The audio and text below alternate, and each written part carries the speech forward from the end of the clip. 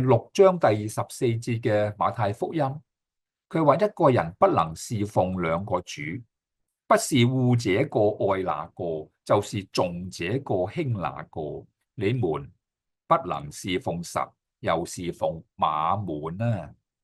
嗱，所以喺我哋嘅人生裏邊，唯一嘅主就係主耶穌基督。但係絕大部分嘅人，包括基督徒，佢哋有另外一個主，就係錢財馬門。如果我哋冇辦法捨己嘅時候，即係話用耶穌做我哋最重要嘅主咧，我哋會被錢財去捆綁。再進一步吓，第二方面咧，如果要突破呢啲嘅捆綁咧，要天天背十字架。嗱，我提過吓。背十字架咧就係話日日嘅吓，唔係琴日，唔係前2年背過，乃係日日背十字架，而係諗住咧背十字架係上刑場啊，唔係去遊樂場。去刑場咧會係面對死刑嘅，遊樂場咧吓玩完可以再玩嘅吓。嗱，弟兄姊妹留意吓，我哋背十字架咧，聖經話。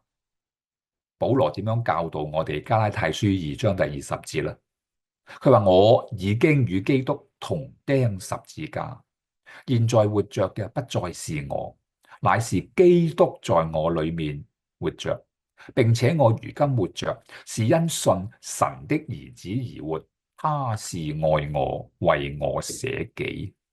因着耶穌基督已經為我哋捨己。我哋就要天天背十字架捨己，即係話唔係自己做主，係耶穌基督做主，要天天背十字架，先至能夠有機會得着釋放。而第三方面嘅秘訣咧，就係話日日跟隨基督啊，因為呢度提到吓跟隨我嘛，耶穌話要背起十字架，唔係自己走咗去邊度啊，要跟住耶穌基督，日日跟從咧，就係話點樣跟從啊？喺約翰福音第10章27節咧，我成日都引用呢一節嘅內容。主耶穌講乜嘢咧？佢話我嘅羊啊會聽我嘅聲音，我也認識他們啊，他們也跟着我。有冇睇到啊？耶穌話你跟從我來咯。邊啲人先至能夠跟從耶穌啊？係聽耶穌嘅話。嗱，真理會將人分開嘅。嗱，所以如果唔肯聽真理嘅時候，就一定會離開耶穌。